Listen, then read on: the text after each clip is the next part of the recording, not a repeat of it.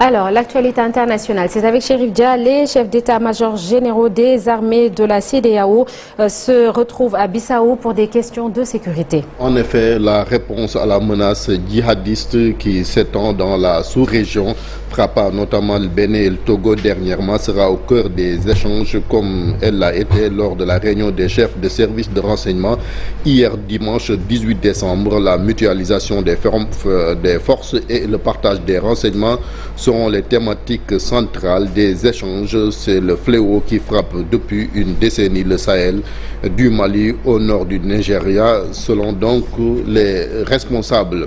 Moïse Katumbi, président du parti Ensemble pour la République en République démocratique du Congo, a accordé hier un entretien à France 24 et RFI. Il a dénoncé le bilan de Félix Tshisekedi. L'ancien gouverneur annonce par la même occasion sa candidature aux élections prévues en RDC en décembre 2023, déclarant avoir dit au revoir à l'Union sacrée. Il assure avoir également une expertise et promet de trouver des solutions pour son pays. Et puis on parle de ce qui s'est passé, donc ce drame en Thaïlande. Au moins 31 personnes sont portées disparues après le chavirage dans la nuit du dimanche au lundi d'une pirogue militaire dans le golfe de Thaïlande au large de Bang Chanpa.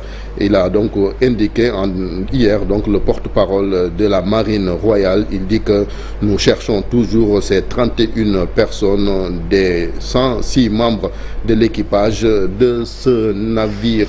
On parle donc de cette attaque également en Irak avec au moins 9 membres de la police fédérale, dont un officier, qui ont donc été tués dans une attaque. Il s'agit des attaques les plus meurtrières menacées ces derniers mois en Irak, illustrant la capacité de nuisance que conservent les djihadistes de l'État islamique. L'État islamique, son attaque, qui a donc revendiqué cette attaque. Et puis aux États-Unis, Twitter va désormais interdire à ses utilisateurs de publier des liens vers des réseaux sociaux concurrents comme Facebook, Instagram, entre autres, au moment où la plateforme d'Elon Musk est sous le coup d'une critique pour avoir suspendu plusieurs comptes de journalistes. Les utilisateurs de Twitter n'auront désormais plus le droit de publier des liens vers ces réseaux sociaux concurrents, sous peine donc d'être bloqués.